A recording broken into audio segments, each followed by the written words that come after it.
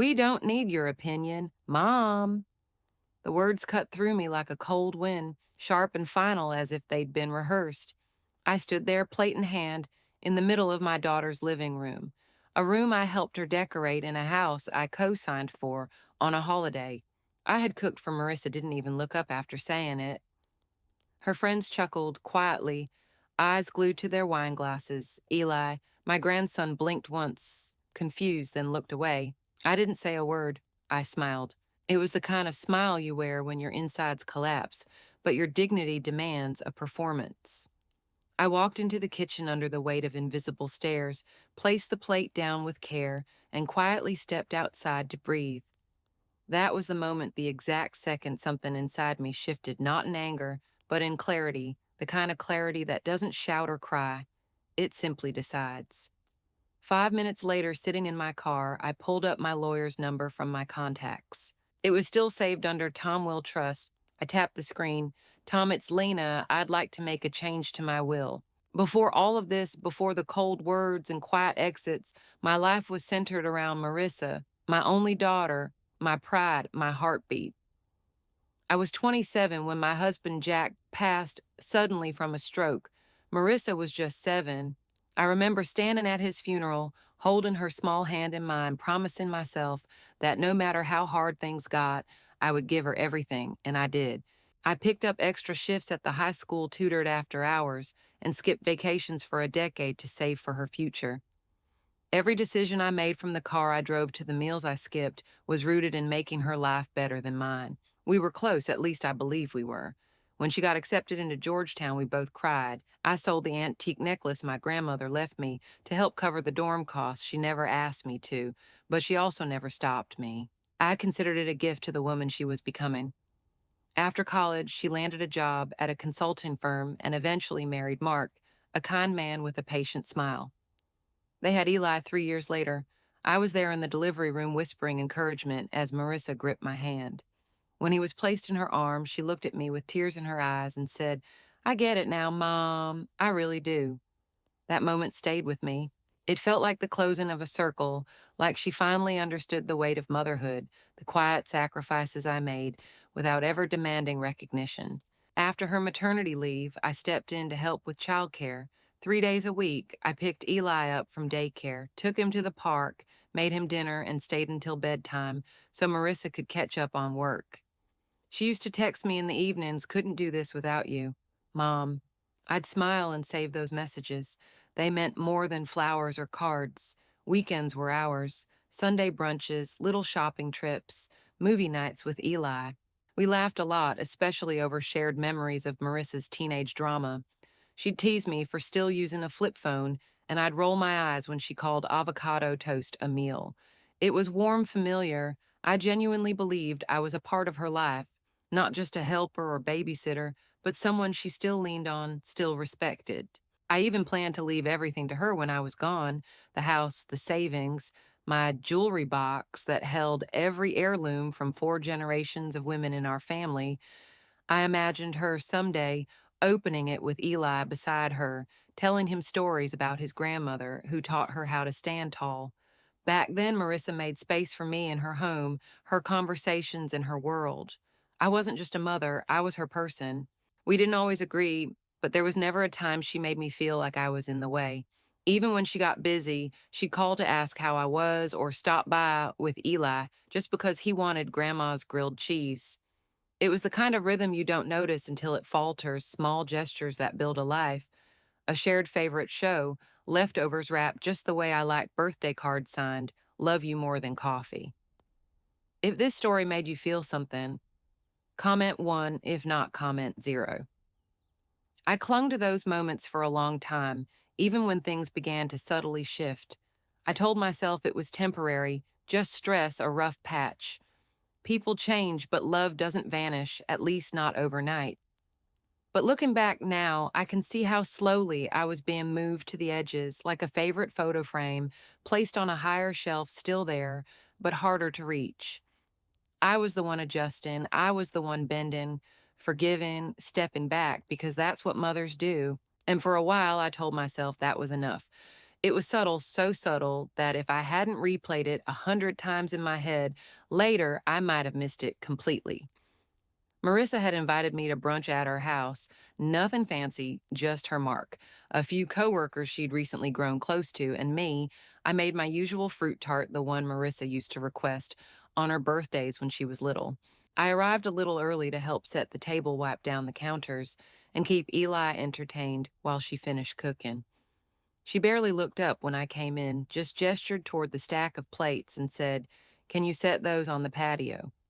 Everyone gathered around the outdoor table, mimosas in hand, laughing about deadlines and some conference in Atlanta. It was a crowd. Marissa seemed eager to impress.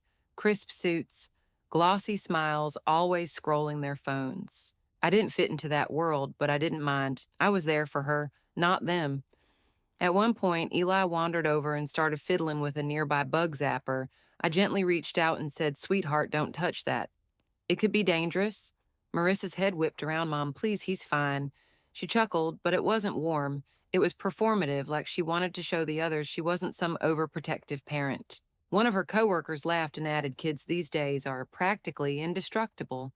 Marissa grinned and raised her glass. "Exactly. And besides, my mom still thinks it's the 80s. Everything's a hazard." The group laughed again. I smiled, but I felt the shift. Not just the words, but the way she said, my mom distant, slightly amused, like I was a relic from a time she no longer needed. It was the kind of joke that people laugh at because it's safe, not because it's kind. Later, while clearing the table, I brought up a family trip we'd taken when Marissa was 10, just a story about her trying to smuggle seashells through airport security, something light. Before I even finished, she waved her hand and said, "Oh God, not this one." Again, I froze for a second. She used to love that story. She used to laugh and beg me to tell it to Eli, like it was some family legend. But now it was tired, embarrassing, disposable.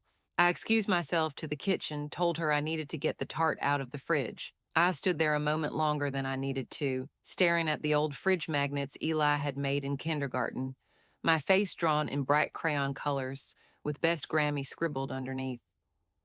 When I came back outside, the conversation had shifted. They were talking about a project Marissa was leading, something big. One of the women turned to me and said, "You must be proud of her." I smiled and said, "Always. She's worked so hard Marissa didn't even look up. She just reached for her drink and said she tries to take credit for my work ethic, but it's all me." The others laughed again, and I laughed too, but softer, not because it was funny, but because I didn't want to seem bitter. I didn't want to ruin the image of the supportive, agreeable mom who knew her place. That night after the guests had left and I was gathering my things, I stood at the doorway and turned to her. "You were a little sharp with me today." I said gently, "I wasn't trying to embarrass you." She didn't apologize. She didn't even hesitate. "Mom, you overstepped. Sometimes I need you to trust that I've got things handled." I nodded, of course, but something inside me felt bruised, not broken, not yet, but the first mark had been made. And like all bruises, I knew it would deepen with time. That was the first time I realized that maybe my role in her life wasn't as permanent as I thought. Not sacred, not untouchable, just optional. After that brunch, the changes came slowly, almost politely. There were no harsh words, no screaming matches, just a quiet withdrawal that crept in like fog. One day, I was her mother, her helper, her safety net, and then without warning, I was something else entirely, a presence to manage.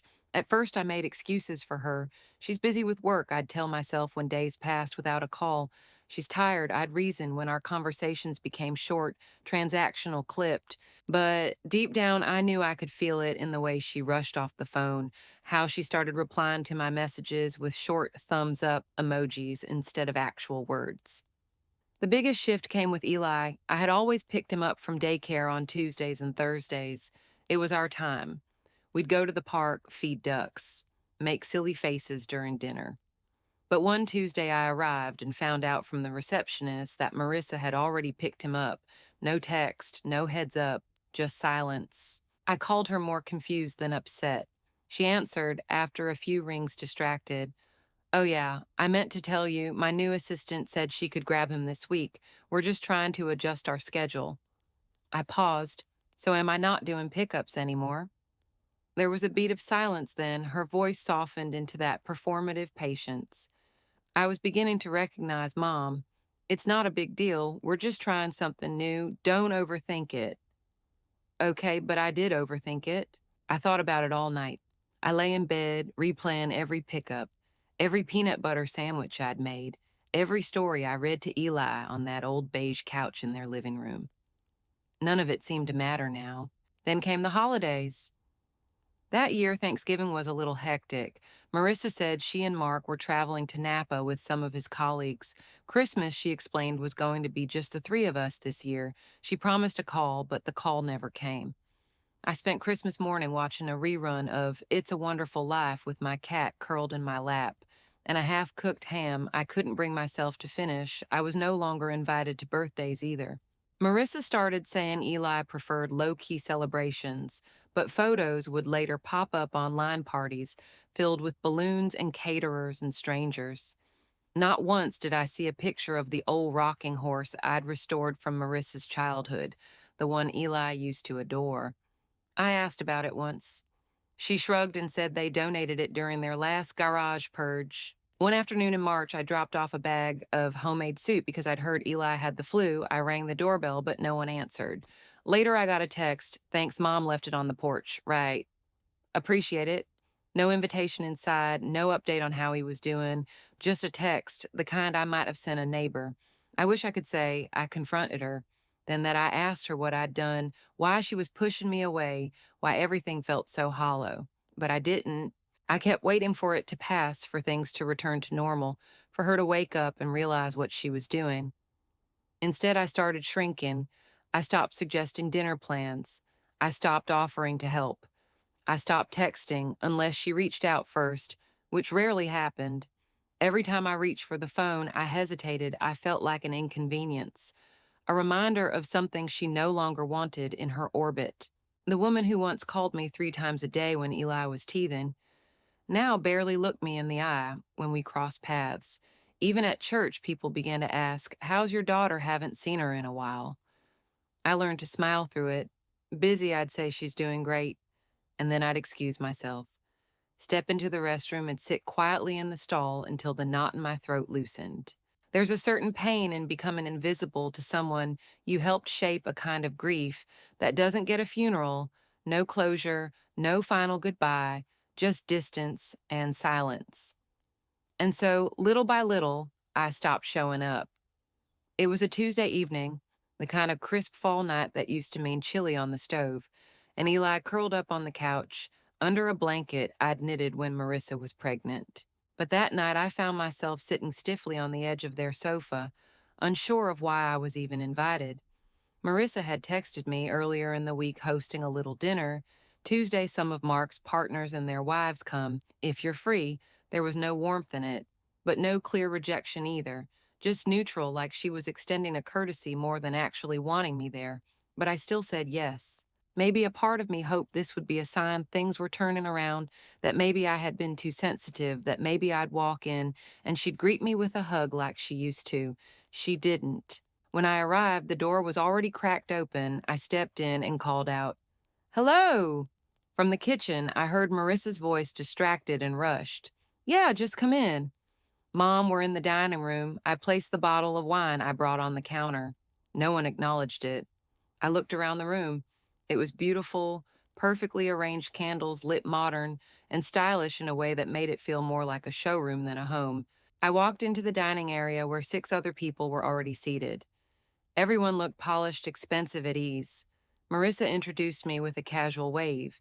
"This is my mom, Lena." One of the women smiled politely. "Oh, you're the one who taught English, right?" I nodded yes for 32 years. I retired a couple of years ago. "She used to write all my essays in high school," Marissa added with a chuckle. "She'd call it editing, but let's be real." The table laughed. It was harmless on the surface, but I felt the sting. I didn't write her papers, I reviewed them. I taught her to think for herself, to write with purpose. I said nothing. I smiled. Dinner went on conversation, buzz with promotions, market trends, and home renovations. I mostly listened. I tried to jump in. Once, mentioning a book, I just finished a memoir by a woman who rebuilt her life. after divorce. It was sharp, inspiring. I thought it would land. Marissa interrupted before I got past the title. Mom, can we not? This isn't book club. She said it with a half smile, but her voice had an edge, the kind that sliced deeper because it was meant to sound light. There was a pause, awkward, small, but enough. One of the men cleared his throat and changed the subject.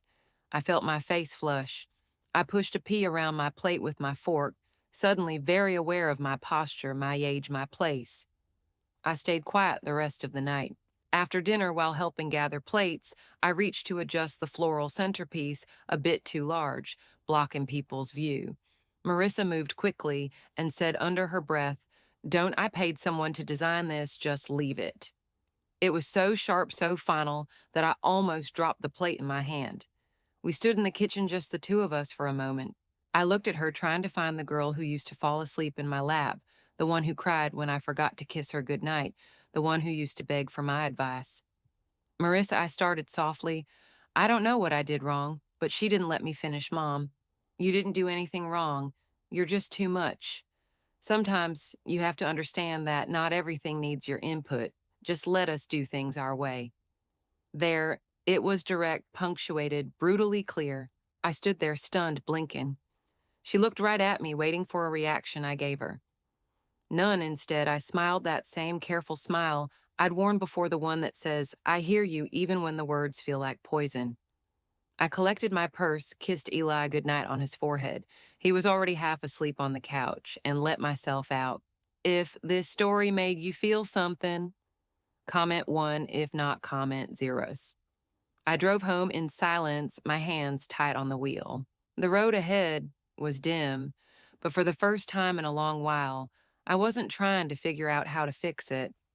I was just driving forward because something in me, something quiet, steady, and long-suffering, had started to wake up.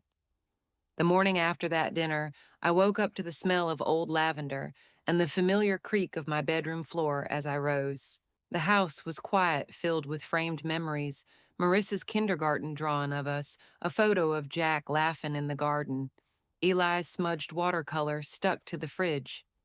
These walls held our history, but lately they felt like a museum of someone else's life. I walked to the kitchen, made coffee, and sat at the table where Marissa used to do her homework. I stared out the window at the empty swing in the backyard.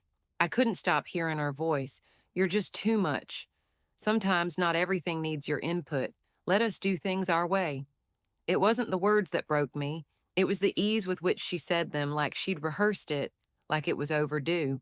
For most of my adult life, I had been necessary. I was the person who showed up, who brought soup when she was sick, who stayed up late sewing costumes for school plays, who took late night phone calls during breakups and career breakdowns I had given and given and given, not because I expected praise, but because I believed that's what love did.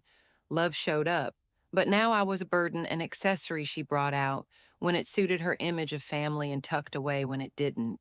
I didn't confront her. I didn't send a long text or schedule a talk. I just stepped back quietly, completely.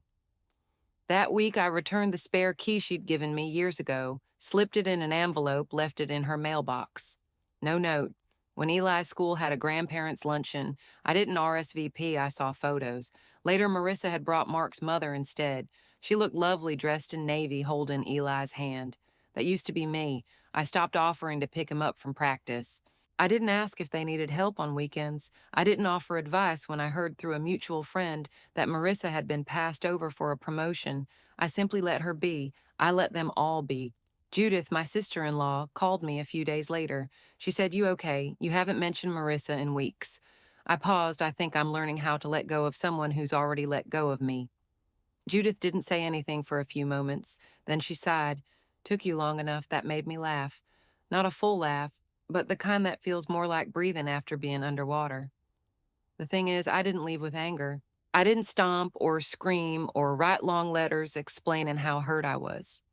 I left with exhaustion, the kind of tired that doesn't go away with sleep, the kind that seeps into your bones when you've been shrinking yourself for too long in someone else's life. I began living. I stopped rearranging my days around Marissa's needs. I canceled a standing alert on my phone that reminded me to check in with Marissa. I deleted the folder of recipes I'd been collecting to pass down to her. Instead, I started reading more real books, thick ones I never had time for when I was too busy managing everyone else's schedule. I went to the community center and signed up for a watercolor class. I even visited Judith for a weekend retreat where we sat by the lake and talked about our husbands, our youth, and all the invisible labor women carry until we finally put it down. One afternoon, while clearing out the attic, I found the old baby blanket I had crocheted before Marissa was born.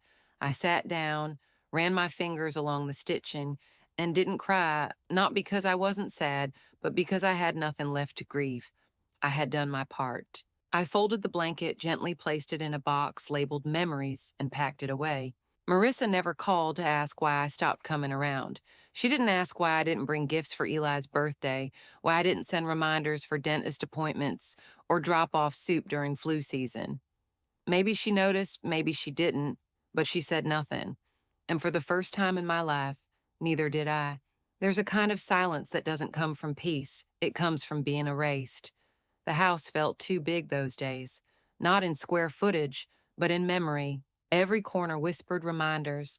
The hallway mirror still reflected the woman who used to braid Marissa's hair, before school still bore the smudge of Eli's handprint from the last time he ran through the hallway. But now it all felt frozen in time, like the life that once pulsed here had been drained out in silence. I spent entire days not speaking a single word out loud. I no longer had anyone to call in the evenings, no dinner plans to shop for, no birthdays to plan around. My phone stayed quiet, save for promotional texts or appointment reminders. I began to hate the ding of a notification, not because it came, but because it never came from her. One Saturday, I went to the local farmer's market alone. I used to take Eli with me. He'd beg for kettle corn and try every apple sample with serious commentary as if he were a fruit sommelier. That day I stood by a honey booth, staring at a jar I knew he once loved, and felt tears build behind my eyes. I blinked them back before anyone could see. I walked home with an empty tote bag. Nights were the worst. I'd sit on the edge of my bed, holding my phone thumb hovering over her contact. Sometimes I'd scroll through our old text threads, reading the little messages that used to feel like lifelines. Thanks for picking him up. You're the best mom, couldn't do this without you. Now, those words read like echoes from a stranger. I tried to fill the space. I joined a knitting circle at the local church, but I felt out of place, like I didn't have the right kind of sorrow. Some women had lost husbands, others were battling illness. My grief was different, it was invisible. No one brings casseroles when your daughter decides you're no longer needed. One morning, I looked at myself in the mirror and barely recognized the woman staring back. My hair was unbrushed, my eyes were tired, my shoulders slouched in a way they never had before. I looked like someone who had been waiting too long for someone to love her again. That afternoon, I opened a closet and pulled out a box labeled Marissa. Inside were dozens of keepsakes, a hospital bracelet from her birth, her kindergarten report card photos of us baking together in flower-covered aprons. I pulled out a drawing she made when she was 6. 2 stick figures holding hands labeled me and Mommy. My breath caught in my throat. What changed? I wasn't a perfect mother. I knew that I had my flaws. I worried too much, gave advice, too freely hovered when I should have stepped back. But everything I did came from love, a fierce, unrelenting love. And now it felt like none of it mattered. Like the person I'd loved, the longest had decided I was disposable. I sat on the floor for a long time, with that drawing in my hands. Hours passed, the light in the room shifted from warm gold to gray. I didn't move, I didn't cry, I just sat. That was my lowest point, not the loneliness, not the silence, but the realization that I had spent 62 years giving, and now had no one who even asked how I was doing. That night, I didn't eat dinner, I didn't turn on the TV, I simply went to bed. And before I closed my eyes, I whispered into the dark, I can't keep living like this, not as a plea, not a surrender, as a promise. Something had to change, because the woman I'd become quiet, overlooked. Waiting was not who I was meant to be. I didn't know what the next step would be. I didn't have a plan, but I knew one thing with absolute certainty. I would not spend the rest of my life mourning someone who was still alive. The change didn't come with a grand revelation or a lightning bolt of clarity. It came quietly on a rainy Thursday. I had decided to clean out the small filing cabinet tucked away in the corner of my bedroom, the one I hadn't opened in years.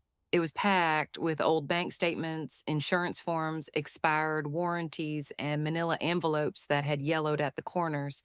I wasn't looking for anything in particular. I just needed to do something, anything. I sifted through papers mechanically until my hand landed on a dark green folder. Thicker than the rest, I pulled it out and felt the weight of its contents before I even opened it. My will, the one I drafted nearly a decade ago, back when I had no doubt who everything would go to. I opened it slowly as if it might say something different. Now, there it was in clean black ink, primary beneficiary, Marissa J. Darrow, secondary beneficiary, Eli R. Darrow to inherit and trust until the age of 25, my house, my savings, my grandmother's wedding ring, the antique mirror in the hallway, my pension, my jewelry box, everything. Each line was a love letter she'd never read, a lifetime of sacrifices documented in legal terms I had planned for her to have it all, believing she would carry forward the legacy with care and gratitude, believing that everything I had, even what little it was, would mean something to her. But now I couldn't even get a call on Christmas. Now I was the family ghost, someone she referenced when needed and ignored the rest of the time. As I stared at her name on that page, something shifted inside me, not in anger, not in spite. It was like seeing the truth for the first time, plain and undeniable. This woman, the one I had poured myself into, no longer saw me as vital to her life. She had grown into someone who tolerated me, not someone who valued me. And yet here I was, still gifting her everything I'd worked for, even in death. I set the wheel down and looked around my room. The shelves were full of reminders of who I'd been, a mother, a teacher, a woman who once believed her love could never be outgrown. I realized I had been waiting for permission to take my life back, but I didn't need it, not from her, not from anyone. Later that evening, I opened a storage chest at the foot of my bed. Inside were a few things I hadn't looked at in years, old photos, keepsakes, and a letter my husband Jack had written me on our 15th anniversary. He died 2 years later. I'd kept that letter because of the final line, no matter what happens, Lena, never forget that you were never made to be invisible. That sentence stopped me cold. Invisible, that was exactly what I had become, not just to Marissa, but to myself. I had whittled myself down into service and silence, and for what? I pulled out my laptop and searched for Tom, my old attorney. He had retired, but his firm was still active. I left a message requesting an appointment. Then I sat back, closed the folder, and set it aside.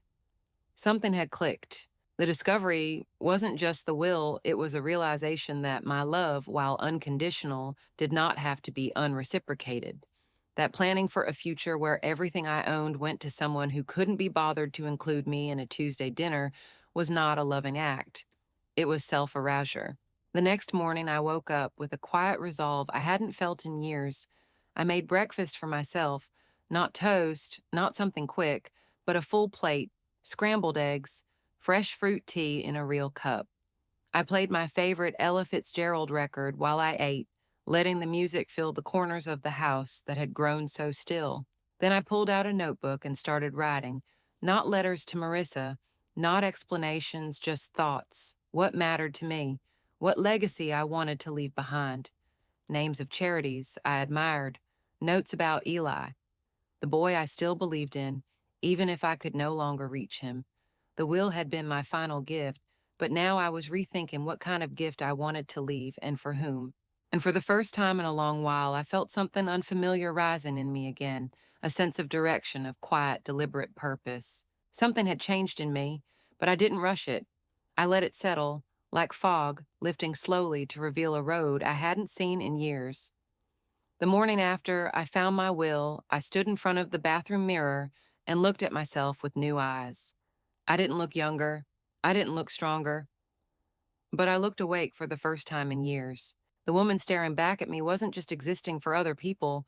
She looked like someone who had remembered she had a name, Lena, not mom, not grandma, Not could you just, or would you mind just Lena? I spent that morning doing something I hadn't done in years. I dressed up for myself.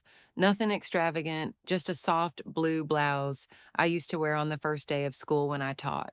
It still fit a little snug around the waist, and when I looked in the mirror, I saw her again, the woman who used to stand at a chalkboard and speak with purpose, who used to command a room with stories. And Shakespeare, I made a cup of tea and stepped outside into the small garden in my backyard. The roses were blooming again, delicate and persistent. I clipped a few and placed them in a vase by the window. I didn't do it for guests or for company or for family. I did it because I wanted beauty in my own space.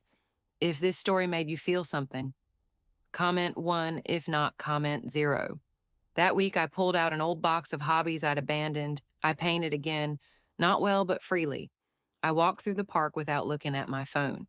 I browsed the library and let myself wander through shelves like I used to when Marissa was small and would sit beside me reading Goodnight Moon on the carpeted floor. And I started to remember things, not memories of Marissa, not yet, but of me, the girl who wanted to be a writer, once the teenager who spent her weekends volunteering at a local shelter, the young mother who still found time to journal after midnight, back when Jack would sleep with his hand resting gently on her hip. I even dug out the dusty keyboard from the guest room closet and started playing again. I wasn't good. I fumbled through the same song a dozen times, but I smiled every time I hit the right notes because they were mine. There was a moment that sealed it, though a small, unexpected moment that told me the shift wasn't just emotional, it was permanent. I was walking through the grocery store and ran into Mrs. Engel, an old neighbor from the block we used to live on when Marissa was a teenager. Her hair was thinner, but her voice hadn't changed. We chatted for a while, small talk, updates, polite laughter. Then she said, "How's Marissa still keeping you busy?" I paused, but I didn't flinch. "We haven't seen each other in a bit," I said calmly, "but I've started painting again, and I'm looking into traveling next spring. I'm thinking about Ireland." She smiled, nodded, and said, "It's good to hear you're doing things for yourself." That was the word yourself. I hadn't heard that in years. That night, I made myself a glass of wine and sat on the back porch with a blanket around my shoulders. The stars were faint, but they were there. And for the first time in a very long while, I didn't feel like I was waiting on anyone. Not for a call, not for an apology, not for an invitation. I was done waiting.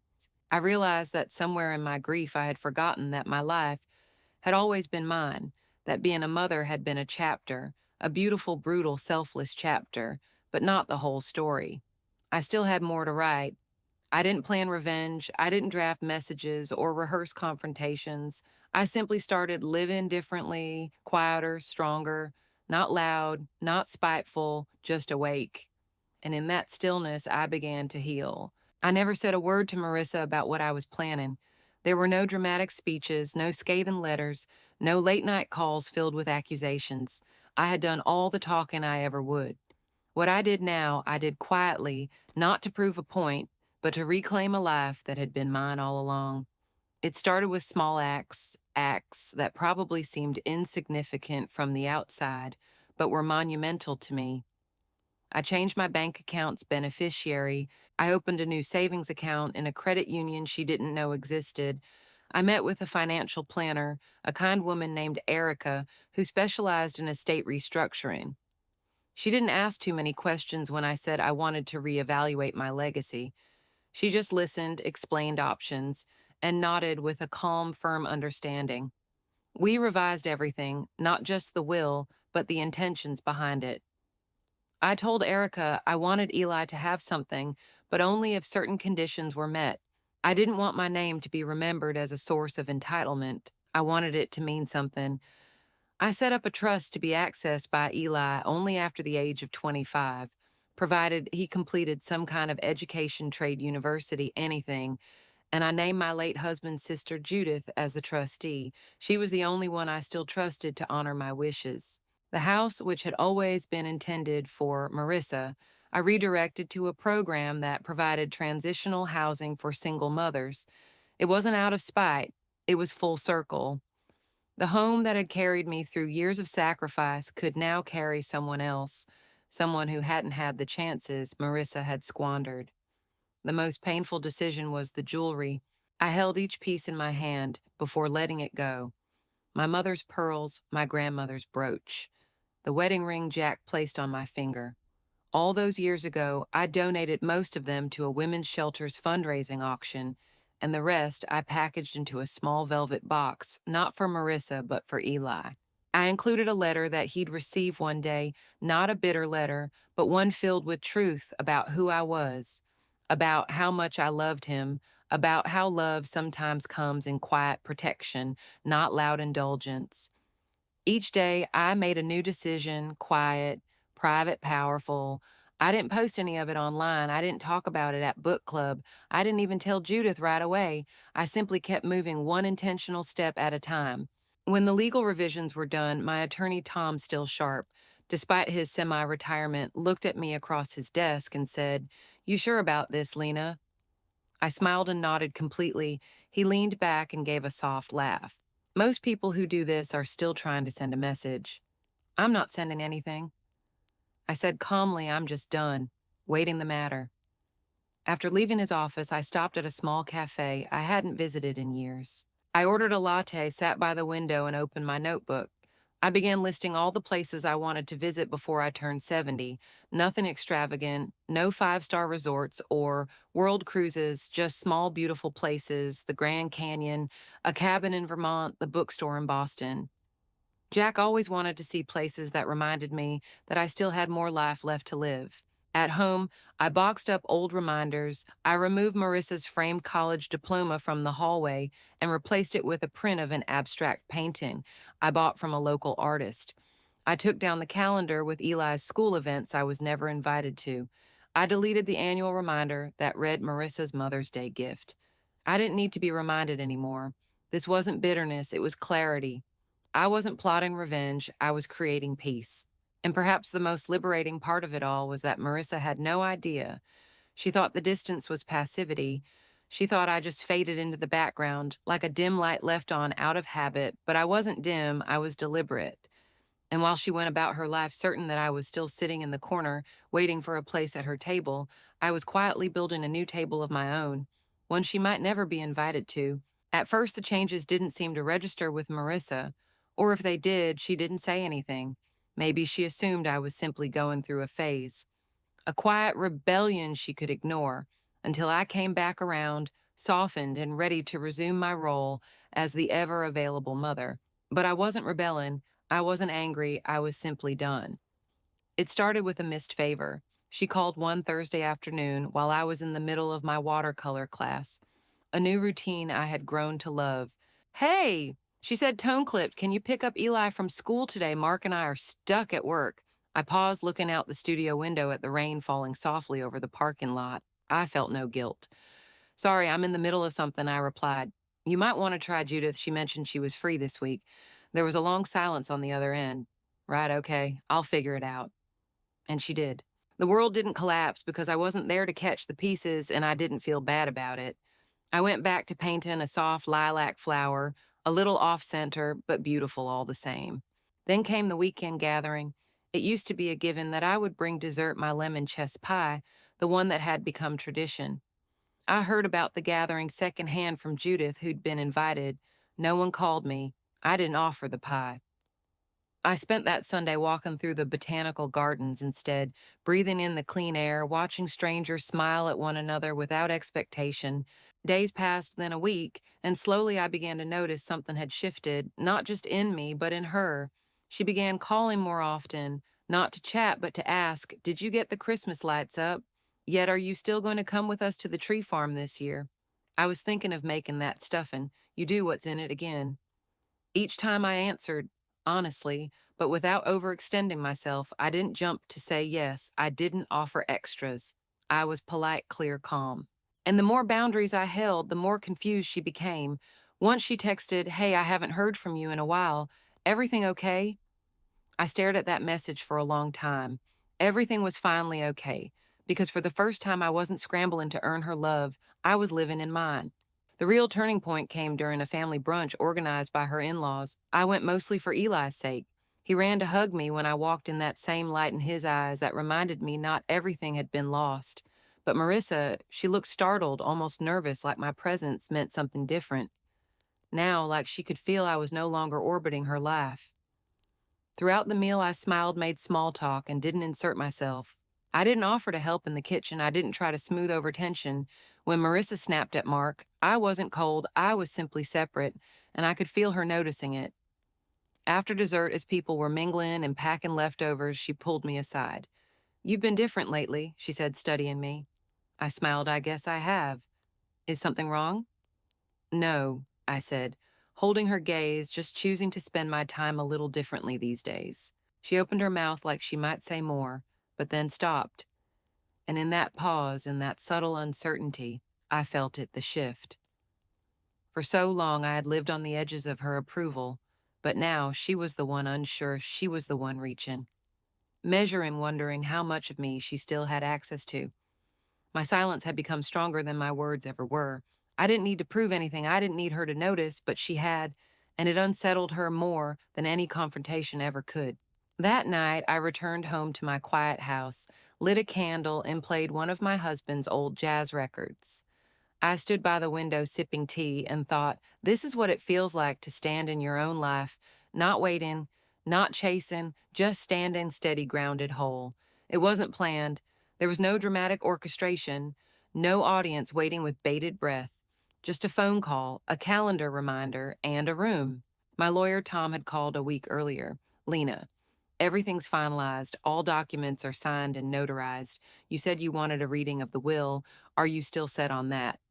"Yes," I replied. "I want it done while I'm still here to look them in the eye." Tom didn't question it. He simply set a date and promised discretion. I requested one thing, that Marissa, Mark, Judith, and Eli be present, not because I needed to make a scene, but because I wanted clarity. No misinterpretations, no whispered accusations later on, just the truth spoken once. Marissa's voice on the phone had been hesitant when I invited her. "You're doing a will reading. Now you're not sick, are you?" "No, but I've made changes and I want to make sure everyone understands what's in place." "Oh," she said, unsure. Okay, the day arrived. I wore a navy sweater and slacks.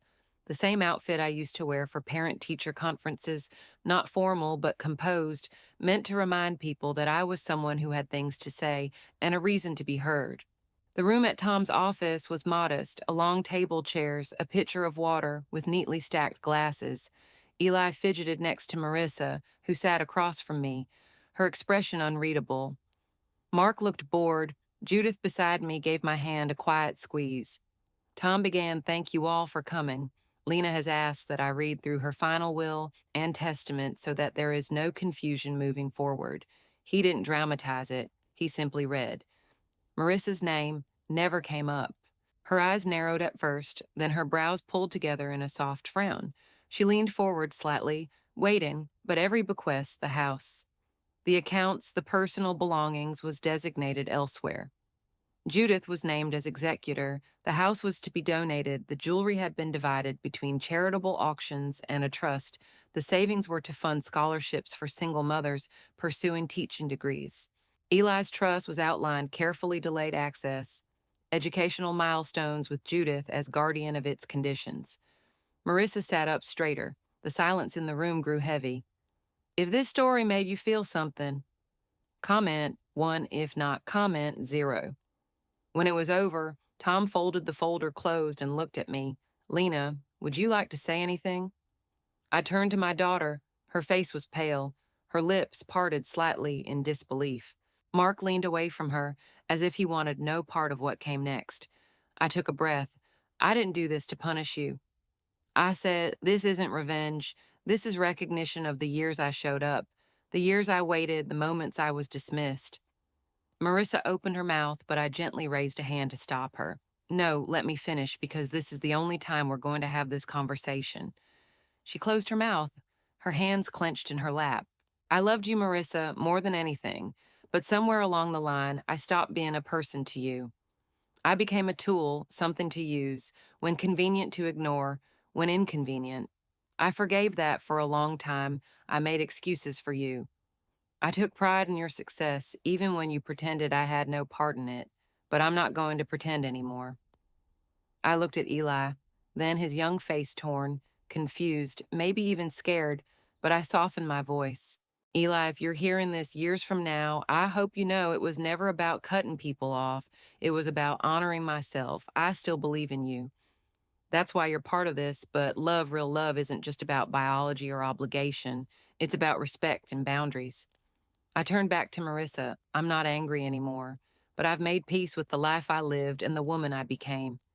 This is the legacy I want to leave. The silence after that was thick. Marissa looked as if she'd been slapped, but I saw it, the flicker in her eyes. Not hatred, not defiance, something else, recognition. She stood abruptly. I need some air. Without another word, she walked out. Mark followed. A few seconds later. Judith placed a hand on my shoulder.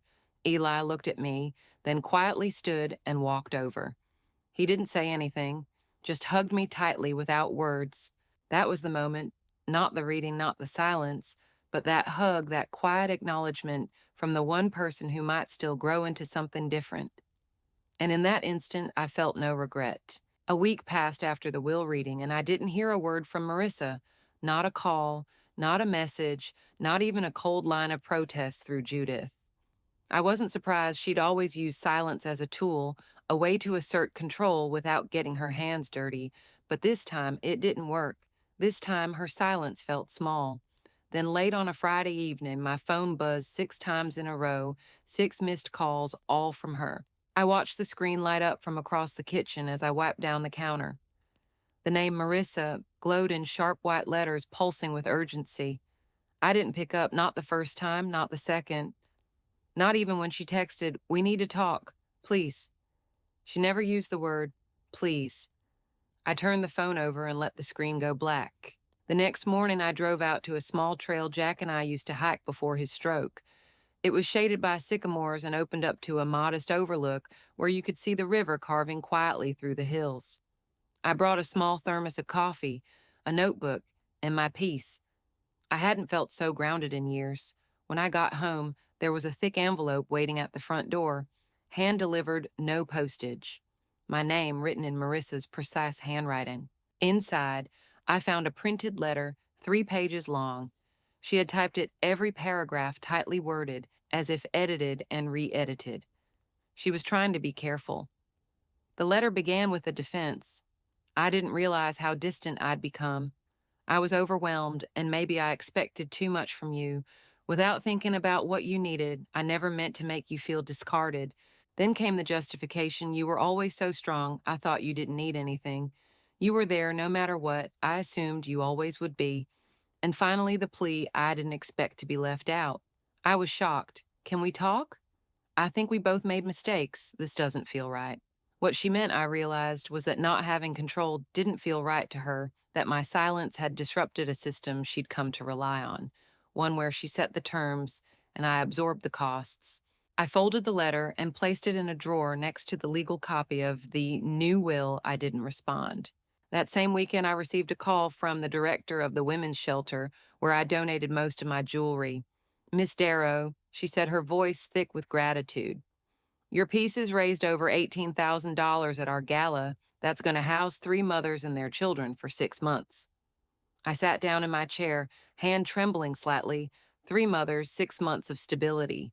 3 lives changed, not because I left something behind, but because I chose who to uplift. That was justice, not vengeance, not punishment, but legacy redirected to where it would grow. Later that evening, as I watched the sun dip behind the neighbor's fence, my phone buzzed again, this time a message from Mark. I know things are tense, but I just wanted to say I read the trust paperwork you've done right by Eli, whether or not Marissa sees it. I do. That surprised me. Mark had always played the quiet role, supportive, distant diplomatic, but this felt different, like acknowledgement, like respect. I typed a short reply, "Thank you, that means more than you know." After that, I didn't hear from Marissa again, and oddly, that was fine. For the first time, her absence didn't ache. It gave space for other things to bloom. I started volunteering once a week at the Literacy Center. Downtown, I reconnected with an old college friend who invited me to stay with her in Maine for a long overdue reunion. And Eli, He began writing me letters, not emails, not texts, real handwritten letters. He told me about a book he liked, about a poem he'd written in school, about how he missed my French toast. He signed the first letter, "Love you, Grandma, I always will." That was the final justice, not what Marissa lost, but what I gained. Not a courtroom victory, not a headline. Worthy twist, just a laugh, reclaimed a legacy, reimagined a quiet correction, decades in the making. It was a Tuesday afternoon when the doorbell rang. I wasn't expecting anyone. I was in the middle of trimming the rose bushes, those same stubborn plants Jack had planted the first spring we bought the house, and had mud on my gloves and sweat on my brow. I figured it was a neighbor or a delivery, but when I opened the door, it was Eli. He stood there, backpack slung over one shoulder, his hair a little longer than I remembered. He looked older, not just in age, but in something deeper, something in his eyes, a seriousness that didn't belong to a 10-year-old. "Hi, Grandma," he said, soft and unsure. I blinked, stunned. "Eli, what does your mom know you're here?" He nodded. "She dropped me off, said I could stay the weekend if it's okay with you." I stepped aside instinctively. Of course it's okay. He walked in like he'd never left, kicking off his shoes in the same spot by the rug where they always ended up. Before I closed the door, I looked out, half expecting to see Marissa, but the driveway was empty. I closed the door slowly, unsure whether to feel grateful or suspicious, or both. Marissa had been silent for weeks since the will reading, and now, suddenly, it didn't feel random. I watched Eli wander into the living room and sit cross-legged on the floor beside the old bookshelf I had restocked recently with children's books, just in case he pulled one out, grinning. "You still have the monster. At the end of this book, I kept all your favorites," I said, my voice catching in my throat. Over the next few hours, we slipped easily into old rhythms. We made grilled cheese with the crust cut off. He asked to watch an old animated movie we used to laugh through together. We played cards, and I let him win half the time, maybe a little more than half. When I asked him if he wanted to call his mom before bed, he shook his head. "She said to call if I needed to," he said, "but I'm good." That night, as I tucked him into the guest bed, now made up with fresh sheets and a soft nightlight, he looked up at me and said, "Mom's been crying a lot lately." I paused. "Has she talked to you about why?" He nodded. "She said she messed up, that you're mad at her." I knelt beside the bed and smoothed the blanket over his chest. "I'm not mad at her. Eli, I'm sad and tired. Sometimes grown-ups forget how to say what they feel, and sometimes they say things they can't take back." He was quiet a moment before asking, "Do you still love her?" The question was simple, the answer wasn't, but I nodded. "I do, I always will. But love doesn't always mean things go back to the way they were." He didn't say anything, but he reached out and squeezed my hand. I kissed his forehead and turned out the light. The next morning, I found a note slid under the front door. It was from Marissa. "I didn't know how to say this face to face. I'm not asking for everything to go back to the way it was.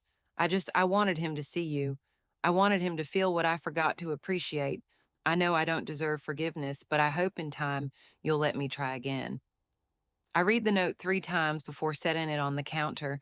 I didn't cry. I didn't feel vindicated. I just felt calm. Later that day, Eli and I made cookies together. He cracked the eggs too hard and got shell bits in the dough, and I pretended not to notice.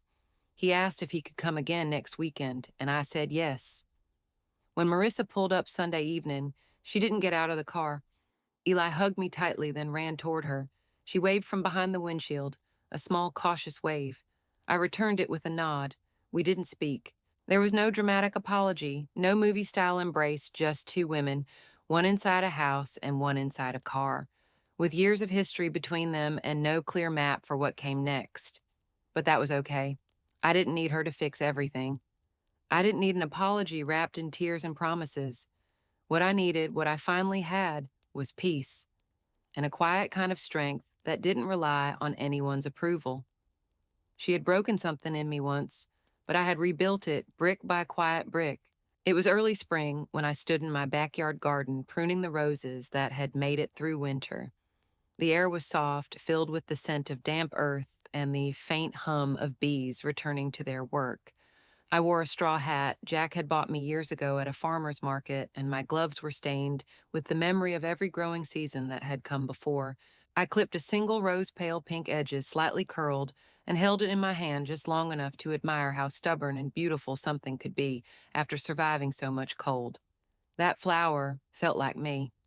Life hadn't returned to what it once was, but I had stopped trying to bend time backward. I didn't want the past anymore. I wanted what was real, what was grounded, what was earned.